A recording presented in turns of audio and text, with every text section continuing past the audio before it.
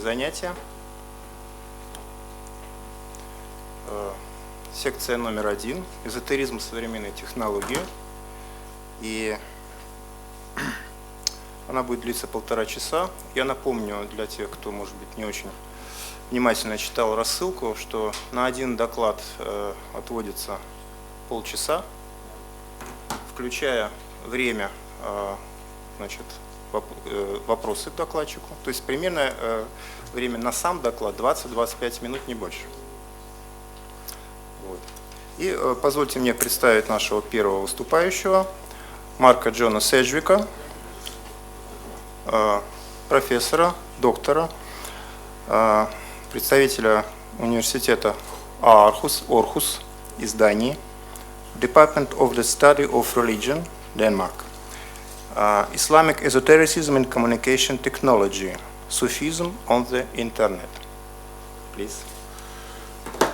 So, thank you very much for inviting me to speak here today. And I should start by saying that the first time I came to this city was in 1977 on a school trip, and I never dreamt in 1977 that I would come back here to speak on Islamic esotericism. What I'm going to talk about is Islamic esotericism and communications technology with a special reference to Sufism on the internet. And I'm going to divide my paper into 3 sections. In the first of these, I'm going to talk about what Sufism, in what sense we can understand Sufism as Islamic esotericism, as background to my other comments. Then I'm going to move on to the relationship between Sufism and communications technology, looking first at some historical examples of this relationship, and then moving on to the issue of the internet, because the internet is not the first time that Sufism has encountered and interacted with communications technology. And of course, while it is a bit difficult to be certain about the consequences of the encounter between Sufism and the internet, because it's still going on, it's a lot easier to be certain about the encounter between Sufism and earlier forms of communications technology, because those encounters lie in the past, so it's now fairly easy to say what happened. So, I will start with the whole question of Sufism and esotericism. And I should start off by saying what Sufism is. I think Sufism can be understood in terms of the interrelationship of 3 different elements. Of theology, which is partly Islamic and partly esoteric. Of practice, which is partly ascetic, partly involves particular varieties of prayer, and can also involve other practices such as withdrawal from the world, perhaps for a period of 40 days or something like that. And it also, the third element which defines Sufism, is the organizational form, and there we have 2 things. One of them is the relationship between the spiritual master and the follower, or between the saint and the seeker, it's the same thing. And the other is the organizational form of the order, or tariqa. These 3 major forms are associated also with some other things, with popular religious practice, and also with things which are not central, but definitely play a part throughout the history of Sufism, including music, spectacle, public celebrations, and so forth. So, This is a very basic definition of Sufism. I'll move on from this to the question then of the relationship with esotericism. And here the relationship comes primarily through the theological content. And as I said before, the theological content of Sufism comes partly from Islam and partly from philosophy. And it's the element of Sufi theology that comes from philosophy that qualifies Sufism as being esoteric. Because, as I'm sure you all know, the early Arab philosophy, which is sometimes called Islamic philosophy, but I think it's better to call it Arab philosophy, was a development of the late antique philosophy, especially of Neoplatonic philosophy. And here we have two rather different trains of development from the late antique world in the Orthodox world and in the Western Catholic world, because in the Orthodox world there was an uninterrupted transmission. According to some of the scholarship that I've read, you know this better than I do, whereas in the Catholic world the transmission was more interrupted. In Islam it was not interrupted, so the early Arab theologians, I beg your pardon, the early Arab philosophers are reading the late antique Neoplatonic philosophical texts. And as a result of this, the conceptual world, the terminology, and many of the ideas of late antique Neoplatonism pass into Arab philosophy and pass from there into the theology of Sufism. That I would describe Sufism as esoteric is not just in terms of content, but in terms of form, that in Sufism, it is considered quite important that you have to distinguish between the elect and ordinary people, or the special and ordinary people, and things which the special group may understand will not be understood by the ordinary people, therefore have to be kept quiet from the ordinary people, because either they will be scandalized by what they hear and do not understand, or they may positively be misled by it. This then is Sufism and why it can be described as esoteric. We now move on to the next question, which is the question of the impact on Sufism of communications technology. And of course, the earliest communications technology to have a major impact on Sufism was, in the 19th century, the development of printing, which was a much earlier event in the history of what I would, from an Islamic perspective, call Western history, which would possibly include Russia. That printing was, of course, introduced much earlier. But during the 19th century, it wasn't until the 19th century that printing became widespread in the Islamic world. And this, of course, had a very dramatic impact on the whole system of the transmission of knowledge, and also on the aspect of Sufism, of the esoteric aspect of Sufism, where there was the idea of keeping things secret. Because how can you keep things secret when the crucial texts that have been passed down for centuries carefully and perhaps orally are now available in printed form? The second communications technology, and this is something, by the way, going back slightly, this is something that we understand the impact of more or less, because we've had 100 years or 150 years to see what happens when you start printing these esoteric texts. The next major communications technology that had a dramatic impact on Sufism is the development of the steamship.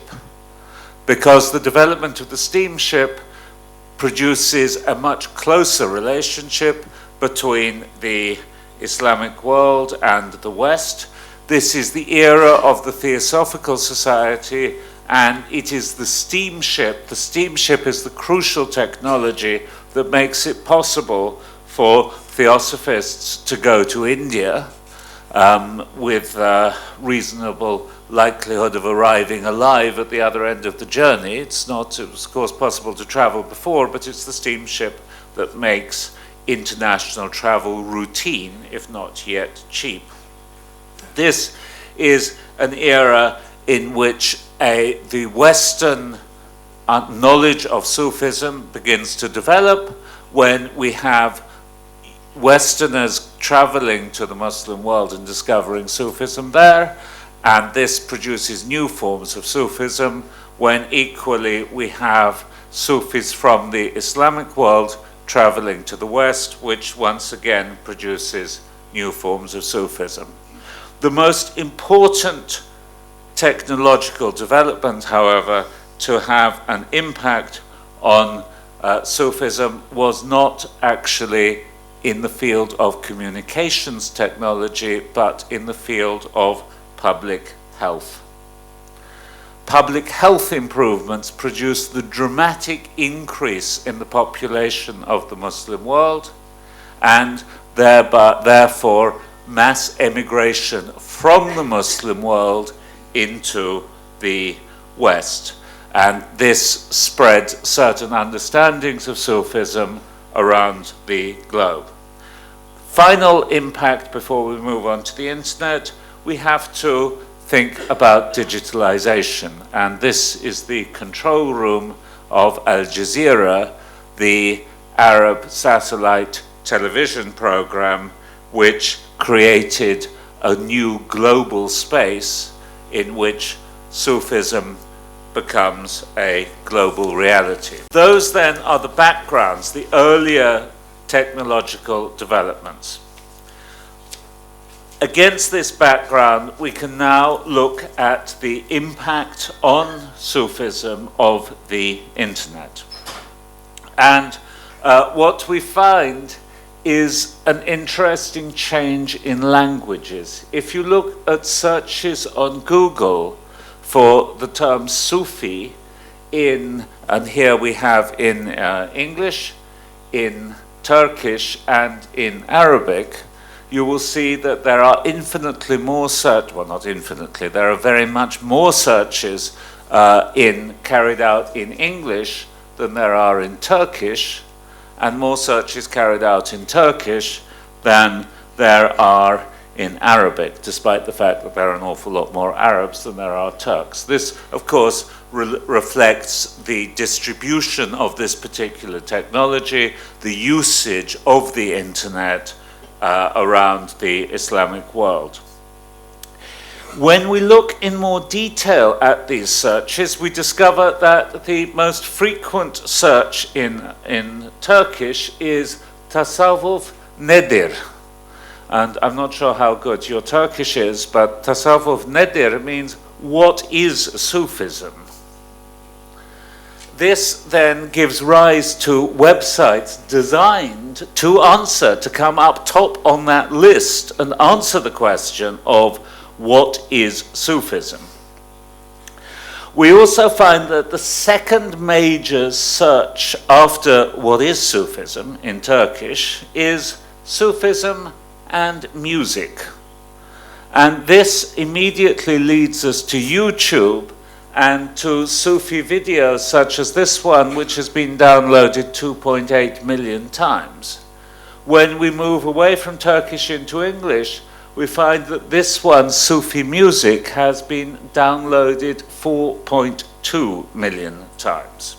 So here is our first interaction between Sufism and the internet, and I will pass on in a few minutes to ask what this means for us, but first I simply want to describe to you what the situation is.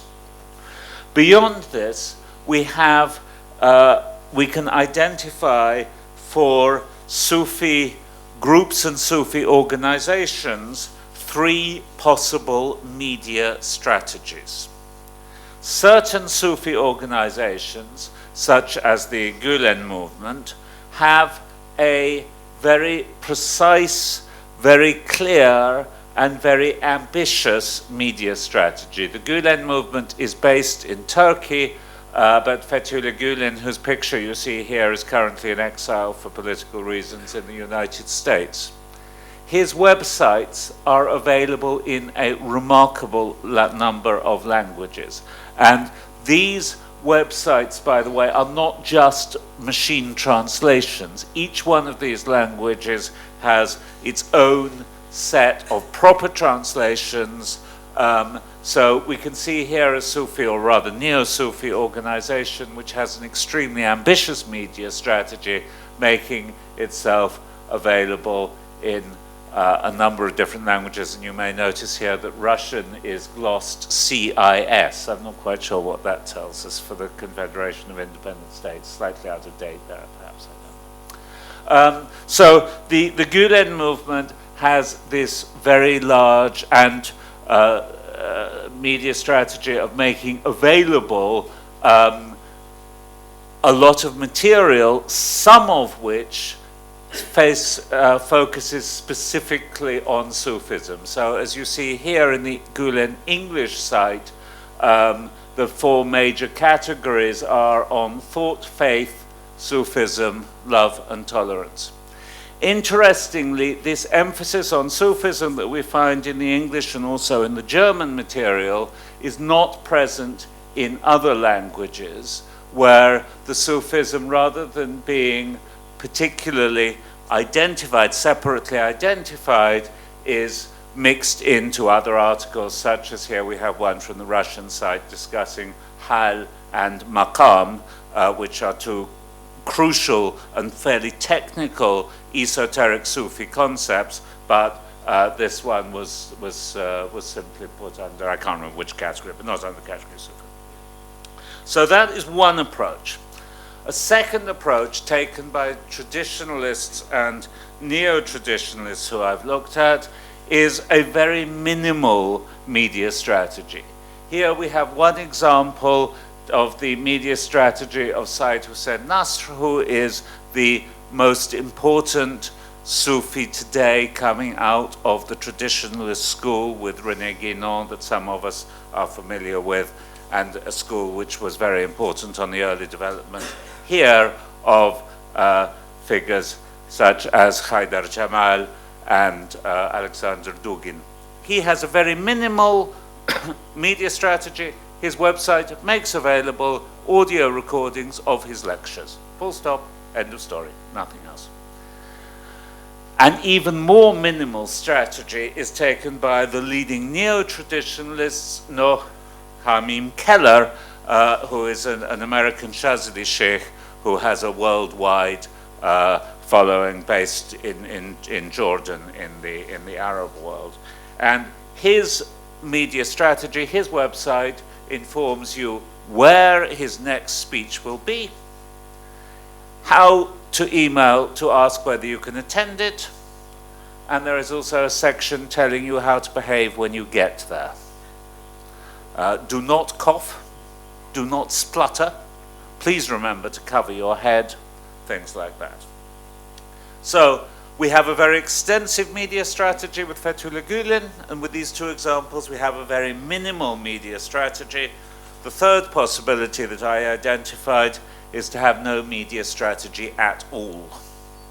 And here we see the importance of a media strategy.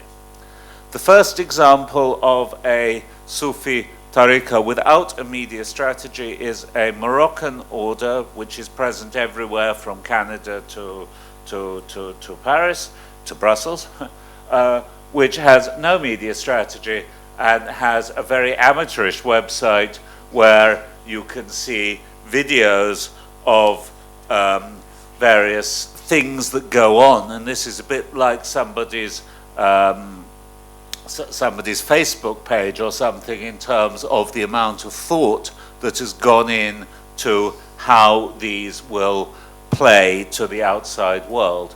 There are videos, for example, of ceremonies, and you can see here, this is a screenshot. The technical quality is absolutely dreadful. If you had attended this it would be very nice and it would remind you of it, but to outsiders, this gives just looks technically extremely poor. They also have recordings, sort of home video recordings of the sheikh. Here is their living saint talking to his followers, and because he's a living saint, everything he says is greeted with expressions of astonishment and delight. But so if you know him as a living saint, you too are delighted when he says the most important thing is ethics. But if you're an outsider who've never seen him before, to hear somebody in a home video say the most important thing is ethics, and then everybody says, Allah, Allah, Allah, in astonishment and delight. Another major order that has no visible media strategy is a worldwide Sufi order based in Cyprus, which now stretches from the United States to Indonesia, where they have an unlimited number of websites operated by anybody in the order who feels like operating one, and where they introduced the concept of online initiation. As it says here, if you cannot reach one of our authorized representatives, you can do your initiation online by reading these, and we've got the Arabic and transliteration and stuff like this. This is part of their general approach of join us, doesn't matter, and we'll work on you later. But for outsiders, once again, it's appeared to be completely ridiculous and was very widely ridiculed, in fact, this. So, what can we conclude from this? We can conclude, I think, that before the internet, communications technology had both, from the perspective of Sufism itself, from the perspective of Islamic esotericism, had both negative and positive impacts. Printing, for example, and the changes in the whole Islamic intellectual world that came with printing clearly had a very negative impact in terms of destroying the previous system of esoteric transmission, in terms of promoting rationalist views which were very hostile to Sufism, and in various other ways. Steamships, on the other hand, which resulted in the globalization of Sufism, the transmission of Sufi ideas into the West, and the transmission of some Western ideas into Sufism, had, as a result of cross-fertilization and synthesis, had a very positive impact. So these are our historical forms having both positive and negative impacts. If we now move on to my main topic, to the topic of Sufism and the internet, and ask what can we see as being the major impacts here, I think we see that the first thing that we see is that there has been a certain demarginalization. Clearly a lot of Turks who have been told at school that Sufism is superstitious and old-fashioned and not worth paying any attention to, are interested in finding out whether this is really true or not. And when they try to do so, they can nowadays just go straight to a Sufi-run internet site which will tell them what the Sufis think Sufism is, not what the opponents of Sufism, which includes many in the secular Turkish government, think it is. So one important impact of the internet, and perhaps the most important impact of the internet, is demarginalization and allowing Sufis to get their message out there directly.